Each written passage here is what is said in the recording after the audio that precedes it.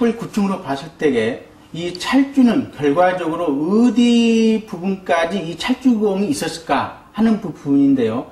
저희들이 현존하고 있는 탑을 실측한 것을 기준으로 해서 해본 결과 전체 탑 높이의 3분의 1 부분까지 찰주공이 있었을 걸로 추정이 됩니다. 그래서 정확하진 않지만 여기 7층의 어깨석이라든가 여기 그 몸돌 여기 어디 주변까지 이 찰주가 있지 않았을까 생각이 되고, 따라서 이 찰주의 가장 밑부분은 아마 추정이지만은 예를 들어서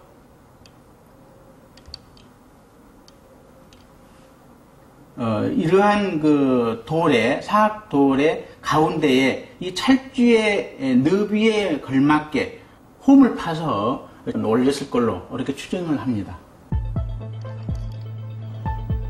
사실을 확인하기 위해 해체 과정에서 발견한 찰주 받침과 동탑 노반석의 지름을 측정해봤다.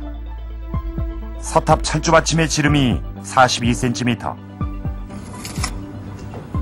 그리고 동탑 노반 덮개석의 지름이 35cm. 찰주가 원뿔형임을 감안하면 서탑의 철주 받침과 동탑의 노반 덮개석이 거의 한 쌍임을 알 수 있다. 이로써 미륵사 서탑 역시 동탑과 마찬가지로 9층이었다는 주장이 가능하다.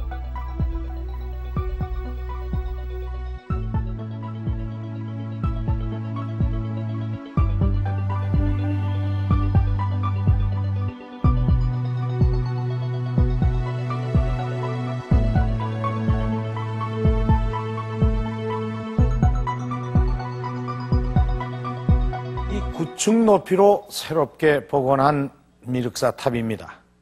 1400여 년 전 미륵사지에 세워졌던 탑의 원형이 아마 이런 모양이지 않았을까 싶습니다. 이 탑의 저 끝부분까지의 높이가 20여 미터 정도가 됩니다.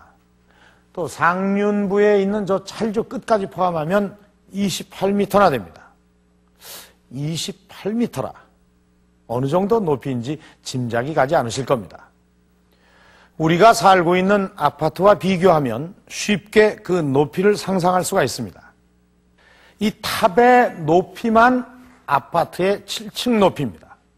그리고 저 찰주 끝부분까지 하면 아파트의 9층 높이입니다. 참, 이 동방에서 이 가장 큰 탑이라는 게 아마 실감이 나실 겁니다. 탑의 크기가 큰 만큼 이 탑에 사용된 돌의 무게도 상상을 초월합니다.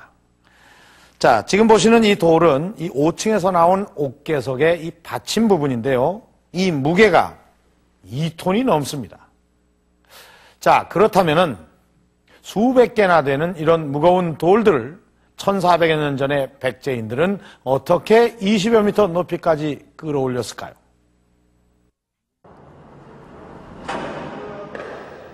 (5층) 해체 현장에서 엄청난 크기의 석재가 발견됐다.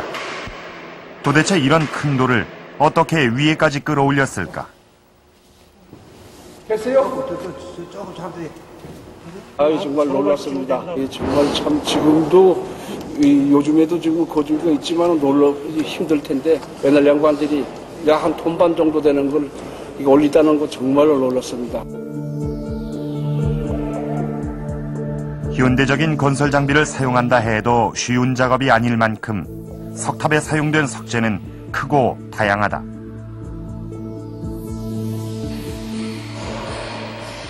그렇다면 가장 큰 석재의 무게는 과연 어느 정도일까?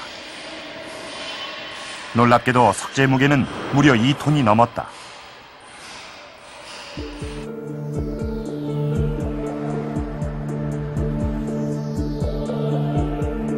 한두 개도 아니고 수천 개나 되는 이런 큰 돌들을 균형 있고 정교하게 쌓아올린 비결이 어디에 있을까?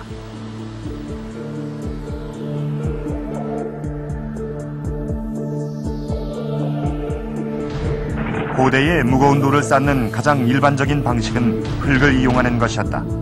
원하는 높이까지 흙을 쌓은 다음 그 위로 돌을 굴려 올리고 나중에 흙을 제거하는 방법이다. 그렇다면 미륵사 탑도 이런 방법으로 쌓았을까? 탑 바로 아래 판촉한 게 아니라 그 단서를 찾기 위해 발굴을 담당한 부여문화재 연구소에 발굴 당시 자료를 면밀히 검토하기 시작했다. 그 결과 탑에서 일정한 모양의 초석이 발견됐다. 동탑뿐 아니라 서탑에도 있었다. 알파벳 H자형의 초석으로 동서탑 남쪽 앞에서 똑같은 모양의 초석이 발견된 것이다. 그러나 유례가 없는 일이다 보니 처음엔 그 누구도 주목하지 않았던 것이다. 레벨도 같았고 모양도 같았고 탑의 남쪽에 있었다고 하는 것도 같았습니다. 그래서 그때 당시에 그 자료를 다시 이렇게 펴보고서 확인해 보니까 거의 다 일치가 됐습니다. 그래서 아마 이것은 동탑 또는 서탑을 각각 세우면서 아마 어떤 구조물을 놓기 위한 기초시설이 아니었을까. H자형 초석이 발견된 곳은 동서탑 모두 기단 남측이었다.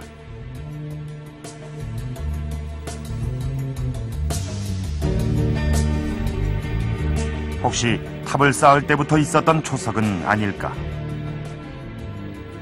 이 초석의 정체를 정확히 알아보기 위해 한국전통문화학교를 찾았다.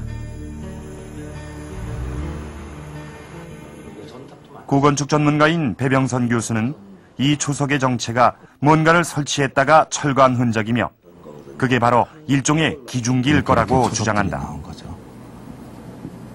그래서 여기 아마 이렇게 축이 아마 있었던 것 같아요. 축이라고 할 수 있죠.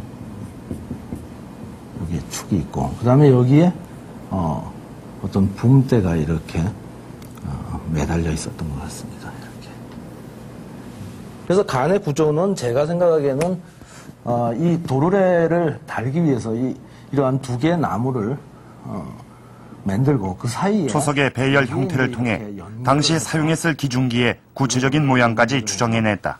여기서 이제 이 밧줄들을 이렇게 매달아 가지고 그것을 잡아당기고 그 다음에 또 하나는 두 개의 간대를 연결하고 맨 위에 도르래를 달아 석탑의 석재를 끌어올렸을 거란 설명이다.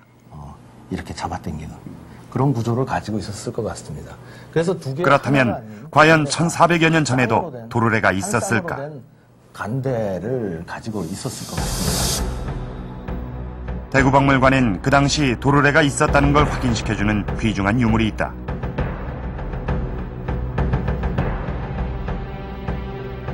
경북 풍기에서 발견된 통일신라 시대의 용두보당. 이 용의 입속에 가장 초보적인 기중기 형태인 도르래가 들어있다. 용두는 사찰 입구 당간 끝에 올리는 것으로 도르래를 통해 사찰의 깃발을 끌어올렸던 것이다.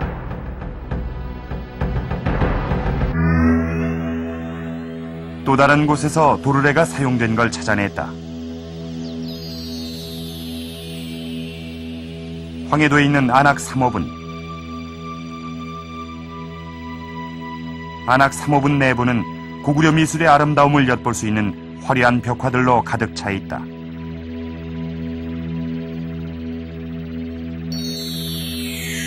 그런데 고구려의 생활상을 그린 벽화 한쪽에 눈에 띄는 그림이 있다.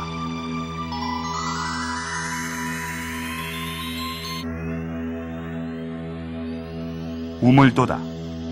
이 우물도 그림에서 물을 끌어올리기 위한 장치, 바로 도르래를 사용하는